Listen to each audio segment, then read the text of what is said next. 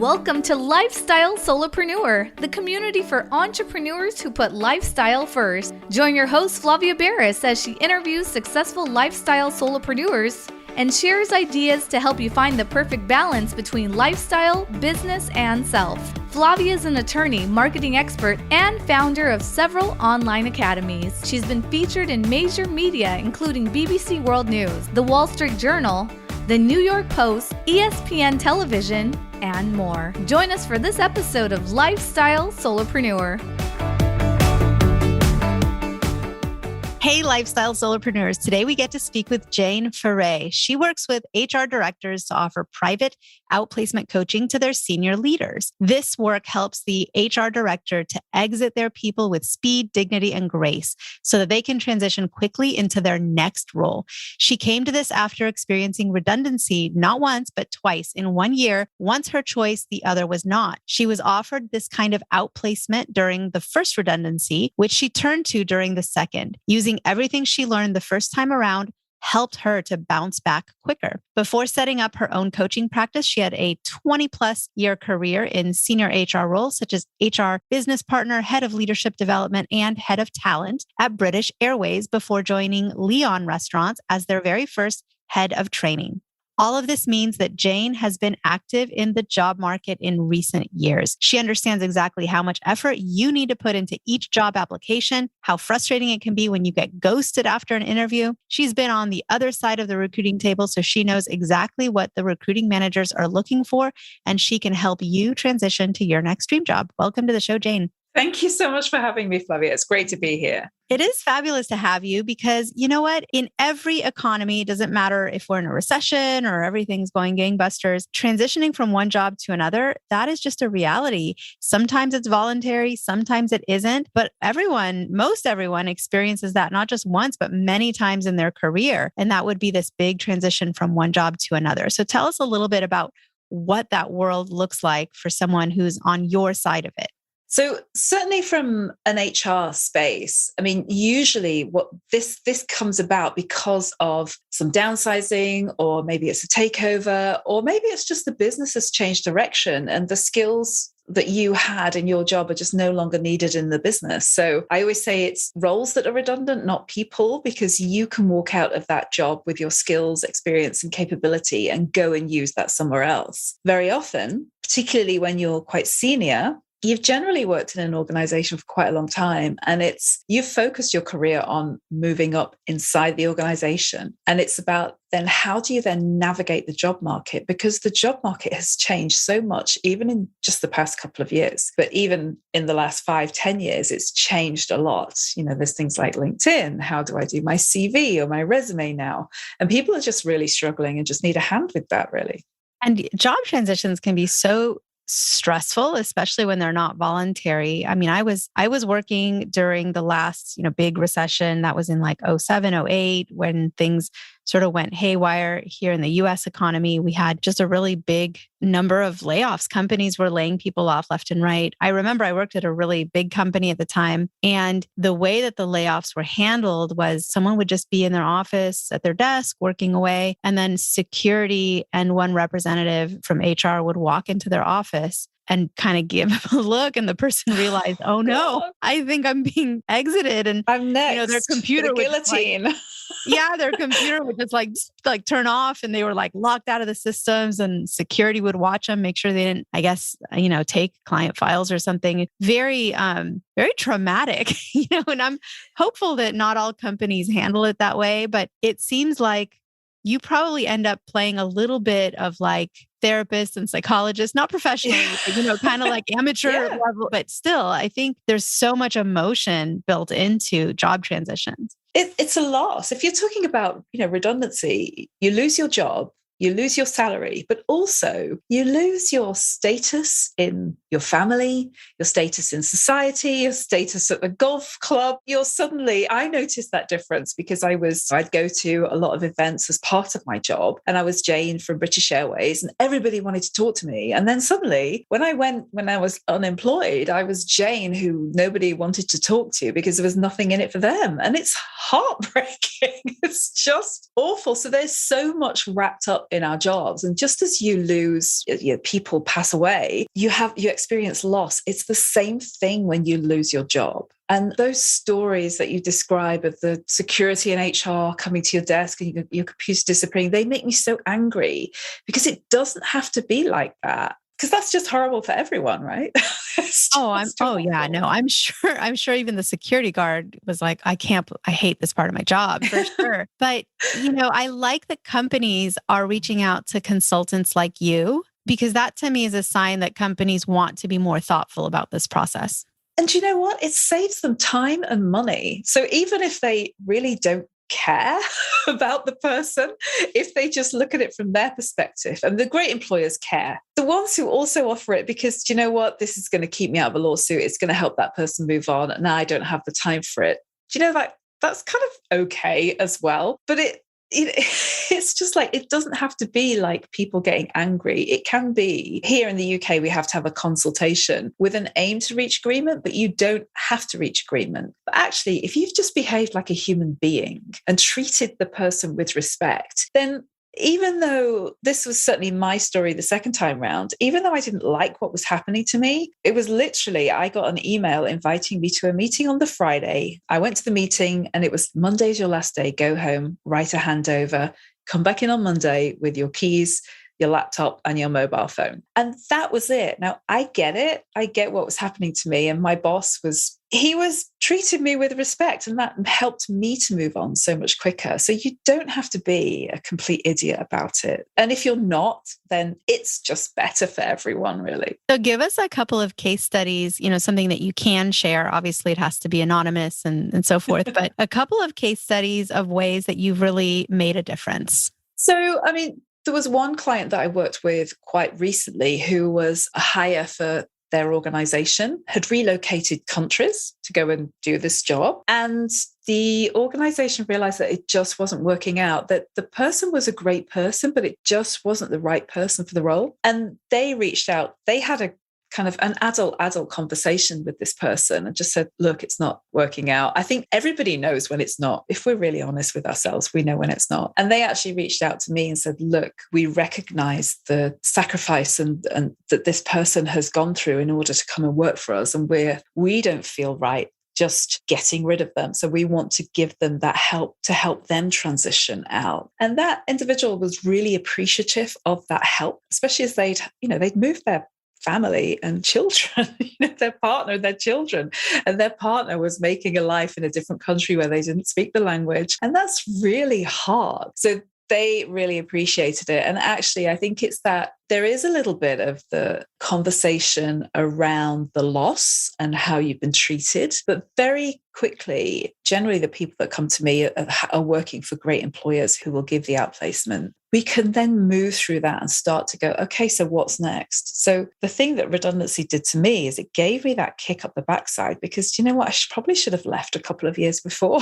And actually what it did was it helped open the doors to go and find something else. And actually, I was lucky I left with a package. So that gave me a bit of room to think, space to think about what I wanted to do next. And that was really beneficial for me. And that was the same for this individual as well. So just having those conversations every week to just think about what's really important to you now moving on. What have you done before? Where would you like to be? And this person is doing great. I can't say where they are now because that would give the game away, but they're just flying. And some of the work that I did with them has really helped them to look at other opportunities for themselves. And then for you, because I don't know exactly what you do day to day, right? Where does your work overlap and how is it different from like recruiting or headhunting? So I'm kind of nothing to do with that really. So the things that I do is I help people who are leaving an organization because they are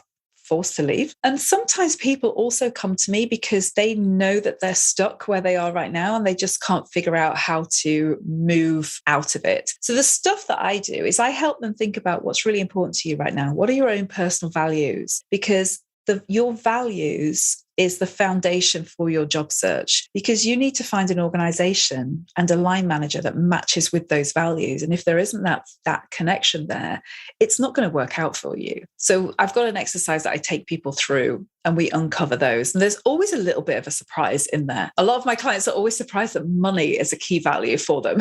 It's like, no, money, you need money to live your life. And if that's important to you, that's important to you. We then think about, like, what have you done in the past? What have your key achievements been in your role? And I get them to really think about that and quantify it as much as they can, because essentially all people are looking for, who are hiring, all hiring managers are looking for people who are going to make the organization money, save the organization money, or mitigate some risk in the organization. So what they're looking for is, how can you do this? And it's your job as the applicant to make that clear to somebody. So I work a lot with people on really articulating what's the value that they bring to an organization. And then we start to put the collateral together. So the resume, the CV, LinkedIn profile, and then thinking about, so how do you leverage your network? Because at a senior level, you're not going to be applying for a job on LinkedIn or on any other job hosting site. You're going to be getting your job through your network, because the job market, particularly at a senior level, is like an iceberg. There's only a third of it that you can see. The rest of it is hidden. So you then have to, there's a lot of work on how do you leverage your network, get clear about what it is you're looking for so that they can help job search for you, but they need to know what you're looking for. So it's really that package. So people come to me because they're stuck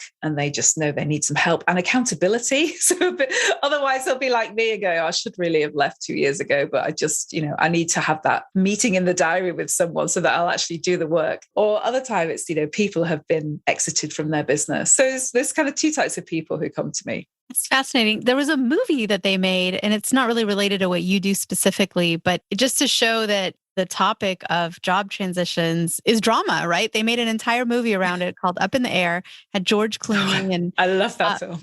Yeah, it's a great film. I mean, just really good writing and acting and the whole thing, right? But it really centered around just this transition for people and how it's handled. Just spoiler alert, I won't go too much into the plot, but suffice it to say that George Clooney's character is very much involved in kind of the layoff industry. Believe it or not, there is an industry around layoffs at companies. And the movie's main premise was, can you replace the human touch with just a much more sort of computerized, sort of Zoom-based? And this movie came out long before COVID, and now all we do is Zoom day to day. So maybe in today's world, actually, someone could be fired over Zoom and it's not going to be quite as traumatic, cold, and impersonal as it would have been prior to COVID, when we didn't really use virtual kind of conferencing as much as we do today. But I love it. So for you, give us like a week in the life of, and what do you call yourself as a consultant? Like, what would be the name for your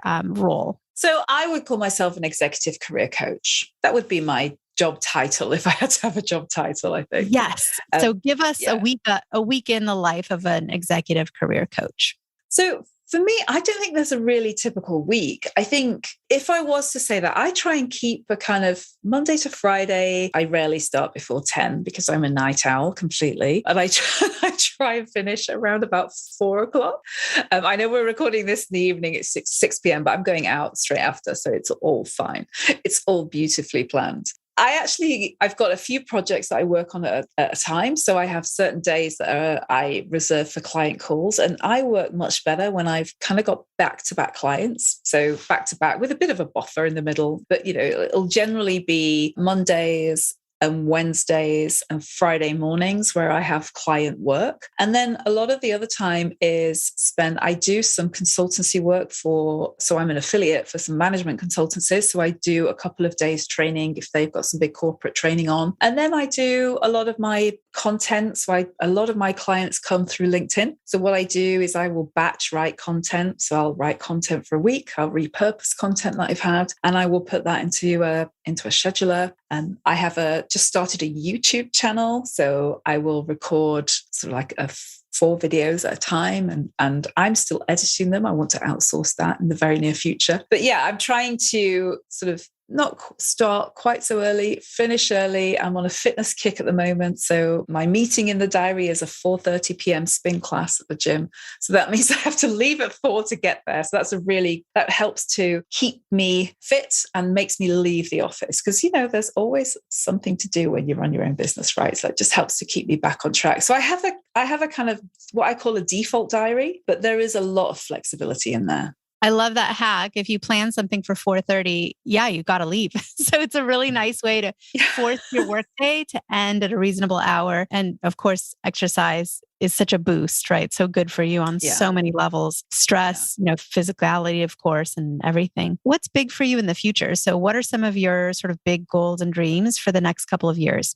So my YouTube channel is a big focus of mine right now. So I'd really like to grow that. I mean, what I'm creating there is just a library of content for people because I get asked the same kind of questions all the time. So what's great is I can go, I've recorded a video on this. So here you are, it's here. I'm also planning a big move overseas myself at the moment as well. So that's quite exciting. So my husband is from Mauritius, which is an island in the Indian Ocean. So we are planning to move back there. So in my head, I'm going to be there by the end of this year. So that's a big thing to plan. Oh, how fabulous. And, I've often thought I really need to have a world map on my wall and little pins for all my friends and family and people all over and that would be a new pin for me. I don't know anyone on that island. So that would be really fun. Well, we went there. Obviously, we couldn't travel because of COVID. So we didn't go. We usually go at least once a year. We weren't able to go for about almost 3 years. And so we went for 7 weeks at the end of last year and it was proof of concept. So my husband, his organization closed their office now. So everyone in their team is 100% remote. I can run my business from anywhere. So we were both on the dining room table. It was okay. It worked. When I had client meetings, I found a co-working space. It's really cool. They had a big sugar industry there. So it was an old sugar mill. So if I needed a private room for a meeting with a client and my husband had to do his meetings as well, I used to hire that room by the hour. And it was fantastic. It worked out well. Proof of concept. So we're moving there. Well, I wish you well. What a fantastic chapter, and change. It's interesting. That is quite a transition too in the workforce. Do you find that the fact that now so many workplaces are virtual and remote makes it sort of easier for companies to do layoffs? Because in a way, they don't even have to talk to the person face to face. Everything is just virtual and on video. Or how has that affected what you've seen in the career industry and the way companies deal with their people and their personnel now that we are so virtual? Yeah, I mean, in the UK, what we're talking about this hybrid model, which in my view is not truly hybrid. But I think those conversations with the people I've been dealing with, those conversations are generally happening face to face. So you will be called into the office for that conversation. And I think that's the right thing to do because you just don't know. The thing is, when you're looking at someone through Zoom, you just don't know what's going on for them. You've got maybe a blurred background, but you just don't know when they close that screen, what they're going to do. And I think at least if you are face to face, you've got all of the other signals. So you've not just got the signals, from the waist up, but you can see the whole person. And that gives you an indication about how they're going to react. And I think just keeping them in the office a little bit longer is useful just to kind of keep an eye on them from a well-being perspective, because you just don't know what they're going to do or how they're going to react. If you're expecting this or not, it's always a surprise. The UK, we would always have what we call the at-risk conversation. So your role is at risk of redundancy. That's a shock. And I think those conversations should be had face-to-face for sure. Well, a lot of listeners of this show are considering a voluntary jump where they may be in the corporate grind, maybe in a job that they're not happy with, that doesn't fulfill them. And, they're thinking of transitioning on their own, either to become an entrepreneur, self-employed, or maybe to go work in a different career, different job that will fulfill them more. What do you have as advice for people in that situation? I'd say do it.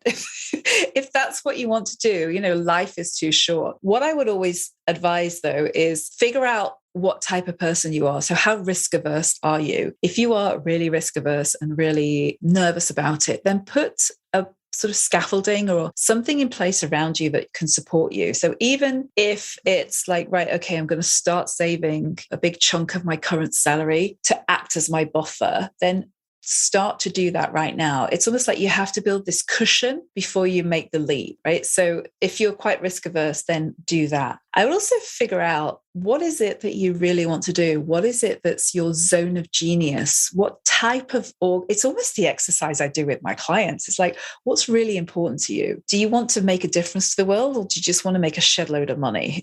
What is it that's really driving this change? And be really honest with yourself about that. Because if it's okay, you just want to make a shed load of money, then go and be an expat somewhere and just milk a tax-free salary for 2 years.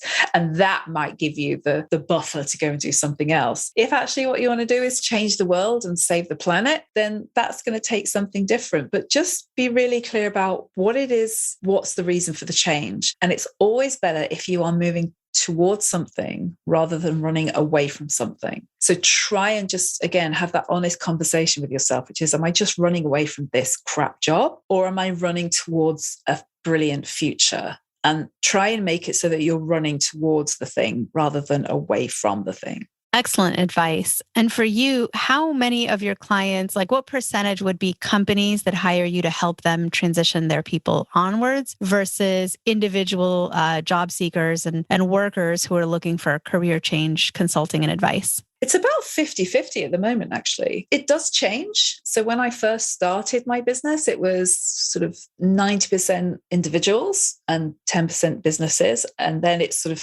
there was a period last year where it kind of flipped completely. So it was 90% businesses. It's about 50-50 now between individuals and organizations. Seems like a great balance for you. And what parting words of wisdom would you have for the audience? Gosh.